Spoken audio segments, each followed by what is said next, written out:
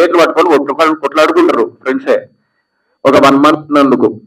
అలాంటిది big boss house లో 105 days ఉండి డెఫినెట్లీ ఒకరి మీద ఒకరు ఖచ్చితంగా ఇలాంటి అవుతుంటే, బట్ బయటికి వచ్చిన తర్వాత అందరం కలిసే ఉంటాం. ఇందాక చెప్పినట్టు బయటికి రాగానే అందరూ లైక్ పురాణాలందరూ కార్లు వల్ల కొట్టడాలు అవన్నీ చేసిర్రు. కానీ మీరు ఒకటి గుర్తుపెట్టుకోండి, రేపు వాళ్ళందరూ కలిసి మంచిగానే ఉంటారు. మళ్ళా మేమందరం లోపల ఎన్ని పంచాయతీలు పెట్టుకున్నా మళ్ళీ బయట అందరం ఫ్రెండ్స్ అయినాం.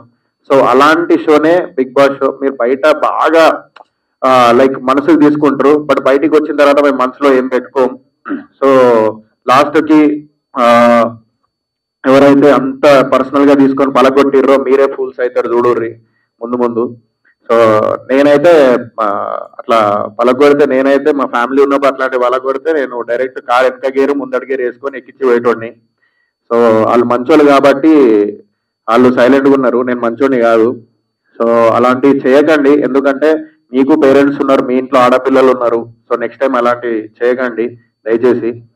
అండ్ ఇంకో సరే, అపార్ట్ ఫ్రమ్ దట్ ఇక సాంగ్ గురించి